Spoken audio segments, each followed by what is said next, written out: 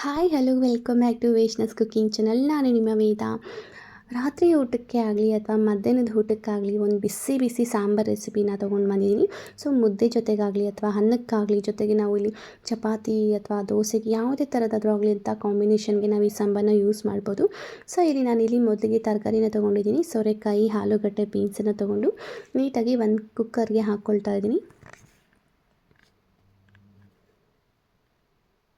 ನಿಮಗೆ ಬೇಕು ಅಂದರೆ ಆಪ್ಷನಲ್ಲಿ ನಿಮ್ಗೆ ಯಾವ ಥರ ತರಕಾರಿ ಇದ್ದರೂ ಕೂಡ ಹಾಕ್ಕೊಳ್ಬೋದು. ಇದು ನಾನಿಲ್ಲಿ ಸೋರೆಕಾಯಿ, ಆಲೂಗಡ್ಡೆ ಮತ್ತು ಬೀನ್ಸನ್ನು ತೊಗೊಂಡಿದ್ದೀನಿ. ಸೊ ಇವೆಲ್ಲನೂ ಹಾಕ್ಕೊಂಡು ನಾನು ಸಾಂಬಾರು ಮಾಡ್ತಾಯಿದ್ದೀನಿ.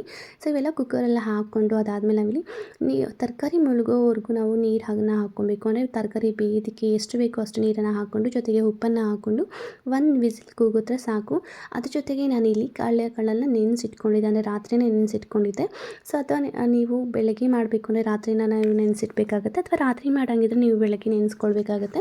ಸೊ ನಿಮ್ಗೆ ಯಾವ ಥರ ಅನುಕೂಲ ಇರುತ್ತೋ ಆ ಟೈಮಲ್ಲಿ ನೆನೆಸಿಟ್ಕೊಳ್ಳಿ. ಆ ಕಾಳುಗಳನ್ನು ಹಾಕಿ ನೀಟಾಗಿ ಸ್ವಲ್ಪ ಉಪ್ಪನ್ನು ಹಾಕಿ ಅದು ಕೂಡ ಒಂದು 2-3 ವಿಸಿಲ್ ಬೇಯಬೇಕು. ಇದೆಲ್ಲ ಬೇಯೋಷ್ಟರಲ್ಲೇ ನಾವಿಲ್ಲಿ ಇನ್ನೊಂದು ಕಡೆ ಒಂದು ಪ್ಯಾನ್ಗೆ ಸ್ವಲ್ಪ ಎಣ್ಣೆನ ಹಾಕ್ಕೊಂಡು ಬದನೆಕಾಯಿನ ಫ್ರೈ ಮಾಡ್ಕೊತಾ ಇದ್ದೀನಿ. ಸೊ ಬದನೆಕಾಯಿನ ನೀವು ಸಪ್ರೇಟಾಗಿ ಈ ಥರ ಫ್ರೈ ಮಾಡಿ ಹಾಕಿದ್ರೆ ತುಂಬ ರುಚಿಯಾಗಿರುತ್ತೆ ಮತ್ತು ತುಂಬ ಟೇಸ್ಟಾಗಿರುತ್ತೆ, ಮತ್ತು ಅದು ಕೂಡ ನೀಟಾಗಿ ಬೆಂದ್ಕೊಂಡಿರುತ್ತೆ. ಸೊ ಇದೆಲ್ಲ ಫ್ರೈ ಆದಮೇಲೆ ನೀಟಾಗಿ ಅದನ್ನು ಸಪ್ರೇಟಾಗಿ ಒಂದು ಪ್ಲೇಟಲ್ಲಿ ಹಾಕ್ಕೊಳ್ಳಿ.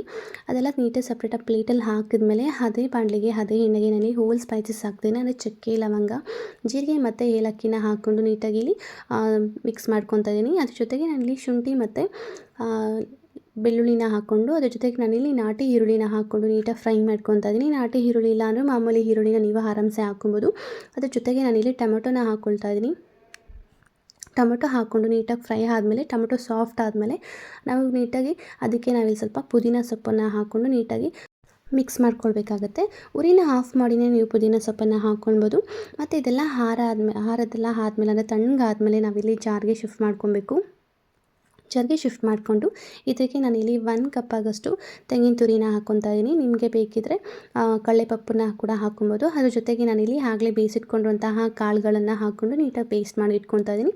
ನಂತರ ಇದೆಲ್ಲ ಪೇಸ್ಟ್ ಎಲ್ಲ ಆದಮೇಲೆ ಒಂದು ಪಾತ್ರೆಗೆ ಒಂದು ಸ್ವಲ್ಪ ಎಣ್ಣೆನ ಹಾಕ್ಕೊಂಡು ಒಗ್ಗರಣೆಗೆ ಸಾಸಿವೆನ ಹಾಕ್ಕೊಂಡು ನಾವು ಸ್ವಲ್ಪ ನಾಟಿ ಈರುಳ್ಳಿನ ಅಥವಾ ಸಣ್ಣ ಈರುಳ್ಳಿನ ಹಾಕ್ಕೊಂಡು ಕರ್ಬೇವಿನ ಸೊಪ್ಪನ್ನು ಹಾಕ್ಕೊಂಡು ನೀಟಾಗಿ ಒಗ್ಗರಣೆ ಮಾಡ್ಕೊಳ್ಬೇಕು.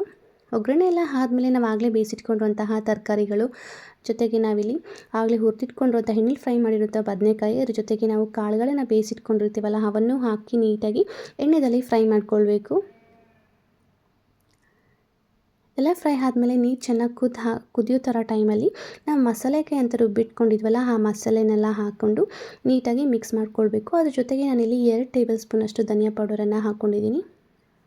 ಧನಿಯಾ ಪೌಡರನ್ನು ಹಾಕ್ಕೊಂಡು ನೀಟಾಗಿ ಮಿಕ್ಸ್ ಮಾಡಿಕೊಂಡು ನಂತರ ನಾವಿಲ್ಲಿ ಅರಿಶಿನ ಪುಡಿನ ಹಾಕ್ಕೊತಾ ಇದ್ದೀನಿ. ಜೊತೆಗೆ ಇಲ್ಲಿ ಖಾರದ ಪುಡಿನ ಕೂಡ ನಾನಿಲ್ಲಿ 1-2 ಟೇಬಲ್ ಸ್ಪೂನಷ್ಟನ್ನು ಹಾಕ್ಕೊಂಡಿದ್ದೀನಿ. ಹಾಕ್ಕೊಂಡು ನೀಟಾಗಿ ಮಿಕ್ಸ್ ಮಾಡ್ಕೊಳ್ಬೇಕು. ಮಿಕ್ಸ್ ಮಾಡಿಕೊಂಡು ಇದನ್ನು ನೀಟಾಗಿ ನಾವು ಕುದಿಯೋದಕ್ಕೆ ಬಿಡಬೇಕು. ಕುದ್ದೆಲ್ಲ ಆದಮೇಲೆ ಲಾಸ್ಟಲ್ಲಿ ನಾವು ಲೋ ಫ್ಲೇಮನ್ನು ಇಟ್ಕೊಂಡು ಮತ್ತೆ ಇನ್ನೊಂದು 2 ನಿಮಿಷ ಕುದಿಸ್ಕೊಂಡ್ರೆ ರುಚಿಯಾಗಿರೋಂತಹ ಕಾಳು ಸಾರಿ ರೆಡಿ ಇರುತ್ತೆ. ಇದು ತುಂಬ ಈಸಿ ಮತ್ತು ತುಂಬ ಸಿಂಪಲ್ ರೆಸಿಪಿ ಅಂತಲೇ ಹೇಳ್ಬೋದು. ಇದನ್ನು ನಾವು ಮುದ್ದೆಗಾಗಲಿ ಅಥವಾ ಅನ್ನಕ್ಕಾಗಲಿ ಯಾವುದೇ ತೊಗೊಳ್ಳೋದು ಕೂಡ ಒಂದು ಒಳ್ಳೆ ಕಾಂಬಿನೇಷನ್ ಅಂತಲೇ ಹೇಳ್ಬೋದು. ಬಿಸಿ ಬಿಸಿ ಮುದ್ದೆಗೆ ಇದನ್ನು ನಾವು ತುಂಬ ಒಳ್ಳೆ ಕಾಂಬಿನೇಷನ್ ಅಂತಲೇ ಹೇಳ್ಬೋದು. ಸೊ ಯಾರೆಲ್ಲ ಈ ವಿಡಿಯೋ ನೋಡ್ತಿದ್ದಾರೋ ಈ ಥರ ಒಂದು ರೆಸಿಪಿನ ಒಂದು ಸತಿ ಟ್ರೈ ಮಾಡಿ ನೋಡಿ, ಮತ್ತು ನನ್ನ ಚಾನಲ್ನ ಸಬ್ಸ್ಕ್ರೈಬ್ ಮಾಡ್ಕೊಳ್ಳಿ. Thank you.